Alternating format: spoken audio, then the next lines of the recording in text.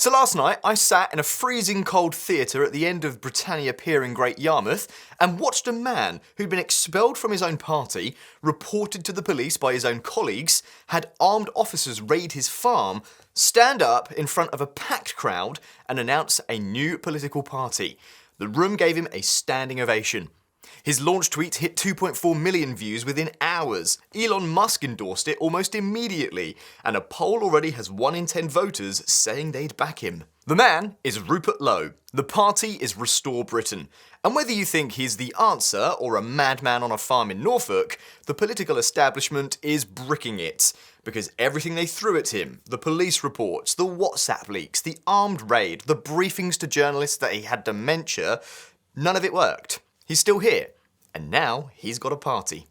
So how did we get here, and should you actually care? Stay with me, I promise you, this one matters. Right, so before we get into the politics, I want to tell you what it was actually like in that freezing cold theatre, because I was actually there, and I think that matters more than any polling numbers. Most politicians announce parties from podiums in London hotels surrounded by PR handlers and stage-managed applause. Lowe did it from Great Yarmouth and online with a 7-minute video. And that's why, here on the farm, I am now launching Restore Britain as a national political party. Not Westminster, not a media studio, Great Yarmouth, the constituency that elected him with 14,000 votes in 2024. The atmosphere was... Look, I've been to political events before. You know the ones, half-empty rooms, polite clapping, everyone checking their phones. This one was different. Real people, real energy. When he announced Restore Britain was now a registered political party, the whole room stood up and roared. And here's what struck me the most. It didn't feel like a rally. It felt like relief. Like people who'd been politically homeless for years had finally found somewhere to go. Within hours, Musk posted to his followers urging them to join. 2.4 million people saw the launch tweet. And love him or loathe him, Musk's amplification gives this thing something no new British party has ever had. A direct line to millions that bypasses every media gatekeeper in the country. But how does an ex-Reform MP end up launching his own party to a standing ovation 8 months later? This story is mad, and it starts with a football club. Rupert Lowe, born in Oxford, 1957, Dragon School, Radley College, read estate management at the University of Reading, then went straight into the city. Morgan Grenfell, Deutsche Bank, Barings, a seat on the Life Exchange, co-founded a quoted care homes business, classic 1980s finance CV. Then, for reasons that probably made sense at the time, he bought Southampton Football Club. His decade as chairman was eventful. He built St Mary's Stadium, 32,000 seats, genuinely impressive. Got them to an FA Cup final, got them into the UEFA Cup. But he also cycled through 8 managers, sold fan favourite players constantly, and in a move that still gets brought up in every conversation about him, appointed Sir Clive Woodward, a rugby coach, as director of football. A rugby coach running a football club. Southampton, naturally, got relegated, and he resigned under fan pressure in 2006. Came back briefly, and the club ended up in administration and dropped to League One. Now, okay, why am I telling you all this?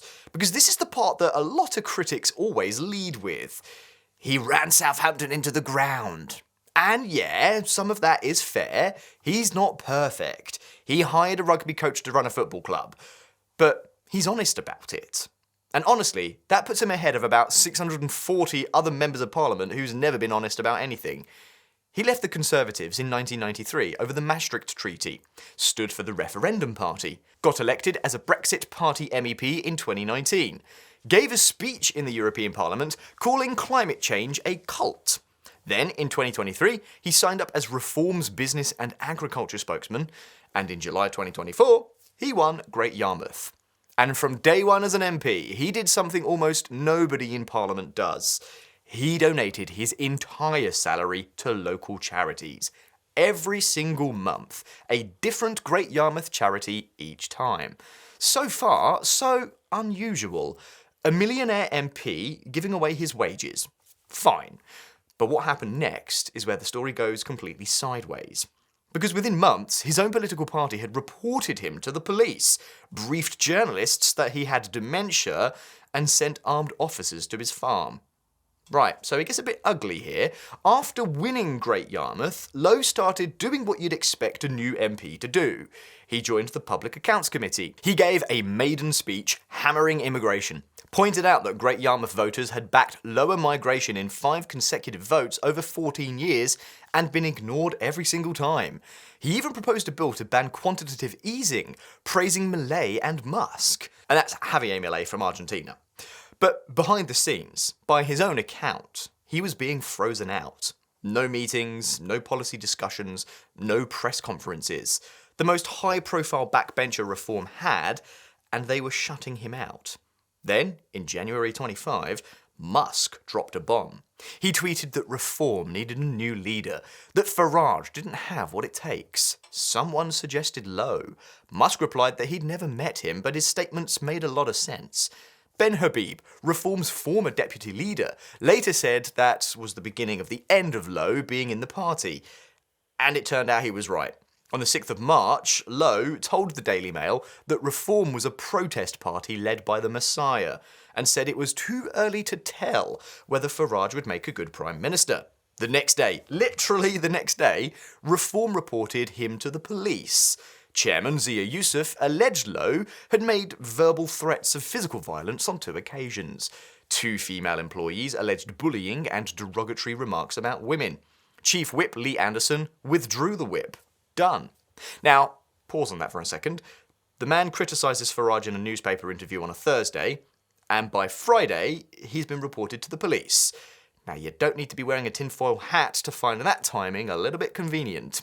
Lowe denied everything, called the allegations untrue, false, and vexatious. And then something happened that almost never happens in politics. His entire parliamentary staff wrote a public letter defending him. Every single member of his team said they'd never been contacted about any investigation. Then the BBC published leaked WhatsApp messages showing Farage calling Lowe contemptible and disgusting. Journalists were being briefed, off the record, that Lowe had dementia.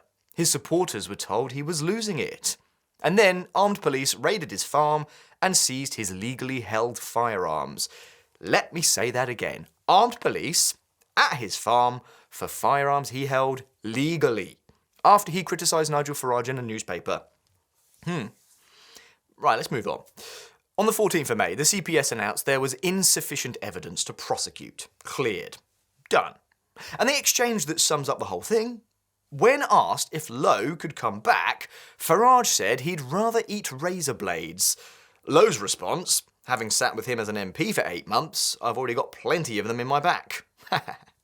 Very good. Right, so Reform's approach to an internal disagreement was report him to the police, leak WhatsApp messages, brief journalists that the man had dementia, and send armed officers to his farm. And these are the people who say they're going to fix Westminster culture. Make that make sense. But Lowe didn't sulk, he didn't disappear. What he did next is the reason we're having this conversation. On the 28th of March last year, 6 weeks after being expelled from Reform, Lowe launched an independent rape gang inquiry, a crowdfunded investigation into grooming gangs across the UK, registered as a community interest company. 20,000 people donated. They raised £620,000. Lowe calls it the most successful crowdfunding effort in British political history. And frankly, for a political cause in this country, it's pretty hard to argue. The inquiry is led by Sammy Woodhouse, a survivor of the Rotherham grooming gangs. Conservative MP Esther McVeigh joined the panel. The team submitted over 9,000 Freedom of Information requests to local authorities, police forces, and NHS trusts.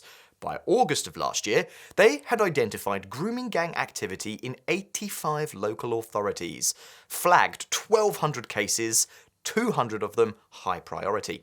They described what they found as a national crime network, with links between dozens and dozens of towns and cities across the country. Public hearings began on 2nd of February this year, a few weeks ago, in central London. The testimony was... I don't even have a clever line for this. Survivors described rapists walking into group homes and choosing which girls they wanted. Evidence of police officers delivering children to their abusers. Evidence of attempts to traffic victims to Pakistan. Fiona Goddard, a survivor from Bradford, testified that the gangs were heavily comprised of second-generation Pakistani men and illegal immigrants. On the 12th of February, the day before the party launch, Lowe wrote, "I never thought such evil was possible." He tabled an early day motion in Parliament on overseas trafficking of grooming gang victims. It was signed by Conservative and Labour MPs. He made a point of noting, no Lib Dem, no SNP, no reform. And here's what really matters. The government had refused a proper statutory inquiry into grooming gangs for decades. Then one independent MP, expelled from his party, operating from a farm with a website and a crowdfunder, raised that money, found evidence across 85 towns, and forced the government's hand. A full national statutory inquiry was announced roughly 2 months after Lowe started his. That's less than the government spends on consultants for a single afternoon, and it achieved more than 30 years of parliamentary excuses. Now, that brings us to the party itself. And this is the section where you really need to decide what you actually think. Right, policies. Because a party without policies is just a bloke with a logo. Restore Britain started as a movement on the 30th of June last year. The same day that Ben Habib launched Advance UK, incidentally. Lowe was clear at the time, this is not a political party. Members paid 20 quid a year and got to vote on policies directly. There was also a Cromwell Club for donors giving £2,500 or more annually, which, yes, sounds a bit much, but at least they're being transparent about it. Now, the formal conversion to a national party happened last night, on the 13th of February. And the policies are... Look, I'll give you the list, and you can just make up your own mind on them. Immigration is the first priority, like many other of these new parties. Net negative migration. More people leaving than arriving. Detention and deportation of every illegal migrant. His direct quote, "If that means millions go, millions go." Abolition of indefinite leave to remain. Withdrawal from the ECHR. Abolition of the asylum system entirely. A red list of countries facing stricter visa barriers. Pakistan, Albania, Eritrea, among a few of them. Closure of migrant hotels, replaced with, and I'm quoting, tents. Not hotels. Automatic deportation for non-British nationals who covered up grooming gang abuse. The numbers they cite are pretty staggering. They claim the Conservatives allowed 3.8 million people into the UK on long-term visas between 2021 and 2024.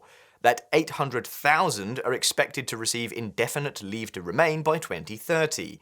And they put the projected cost to taxpayers at £234 billion, with a B. Now, whether those numbers survive close scrutiny is a separate question, but they're designed to make you sit up. And the sheer specificity of them is a world apart from the usual waffle about controlling immigration that every party trots out. Beyond immigration, slash business taxes, defund the BBC, ban burqas, outlaw Sharia law, end cousin marriages, eliminate foreign aid completely, and restore the death penalty. On democratic reform, a Great Repeal Act in 2029 to strike out laws deemed harmful. An FOI task force, funding for independent investigative journalists, private prosecutions of officials who knew about grooming gangs and did nothing. Now, some of those you'll agree with, some may make you deeply uncomfortable. But here's what sets this apart from every other party manifesto you've ever seen. Restore Britain members actually vote on the policies. Direct democracy.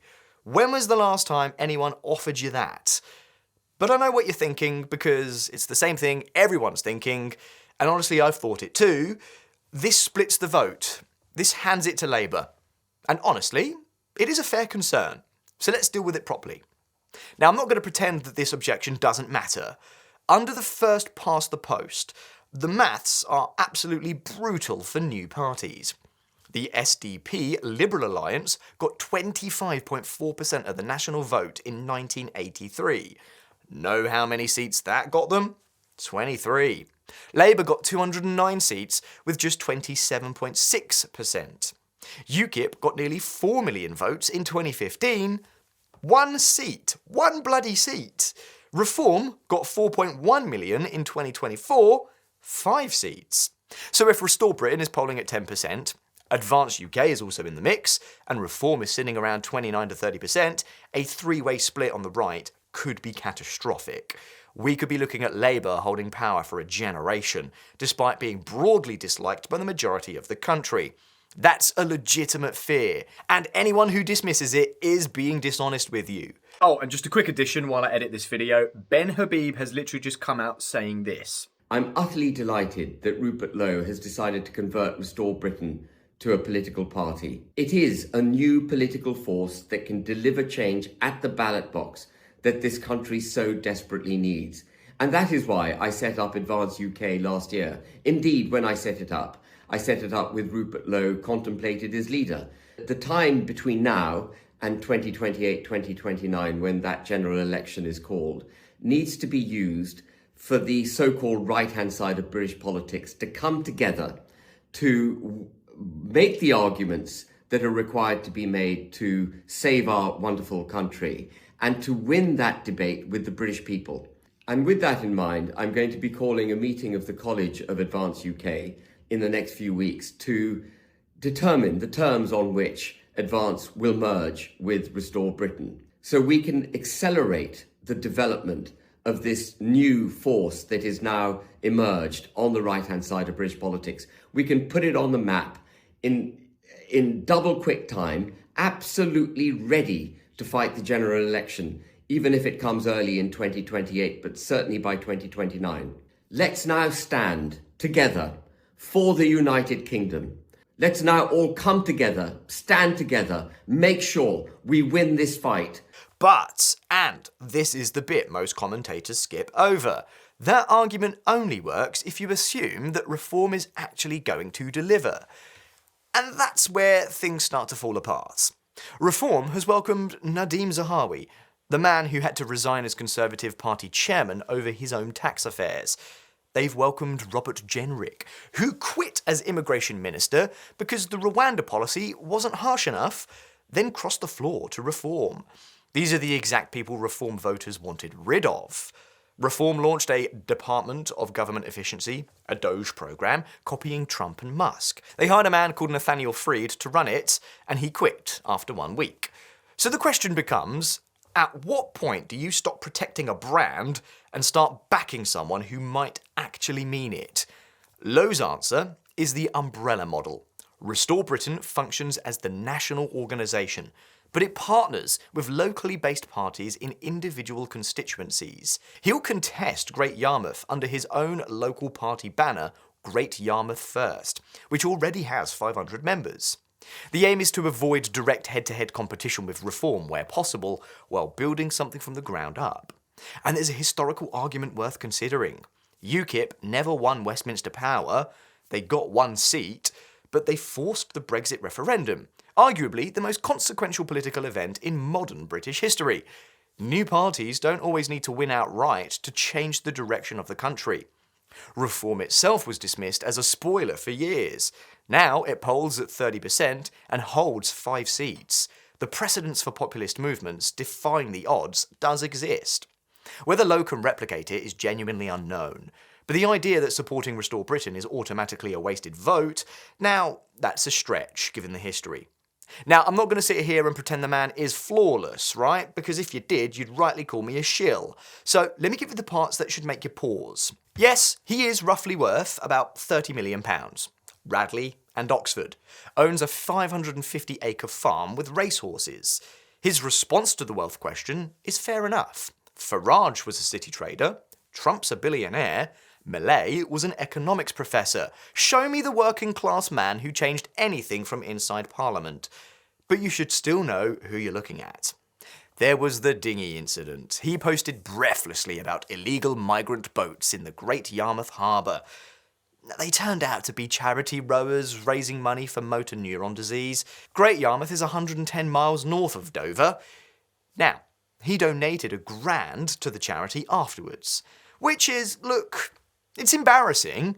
He got it wrong, but he owned it and literally put his money where his mouth was, which is so much more than most politicians do when they mess up. And Gavin Williamson and Susan Hall, both on the advisory board when Restore Britain was a movement. They appear to be leaving now, it's become a proper party. Williamson, let's recall, was sacked as Defence Secretary for leaking from the National Security Council. Not exactly a loss to the cause, but it doesn't look great when your advisory board members bail on launch day. And Musk, yes, the world's richest man, endorsed this. He's also endorsed reform and Advance UK, where he called Farage weak sauce who will do nothing. He appears to be collecting British political parties the way he collects social media platforms. The endorsement is significant, but we probably should treat it with appropriate scepticism. Right, so where does this leave us? One independent MP, expelled from his party, cleared by the CPS, operating from a farm in Norfolk with a crowdfunder and a Substack. He raised £620,000 from 20,000 ordinary people, found grooming gang activity across 85 towns, forced a national statutory inquiry, launched a party that 1 in 10 voters already says they'd back, and got endorsed by the richest man on the planet. Whatever you think of his politics, that's someone who means it. I was in that room last night. I saw those people stand up. And the thing I kept thinking was, this is either the start of something that genuinely changes British politics, or another new party that gets crushed by the first past the post, like everyone before it. I don't know which yet. Nobody does. But the next election isn't until 2029. 3 years of runway. 3 years to build constituency-level infrastructure. 3 years to see whether the umbrella model works, whether the grooming gang inquiry keeps generating momentum, whether Musk stays interested or moves on to his next project. If what you saw in this video is something you'd like to be a part of, then restorebritain.org.uk is in the description. If you think I've got this completely wrong, well, just tell me in the comments. Either way, subscribe, because this story is just getting started, and I'd rather you heard it from someone who was actually in the room.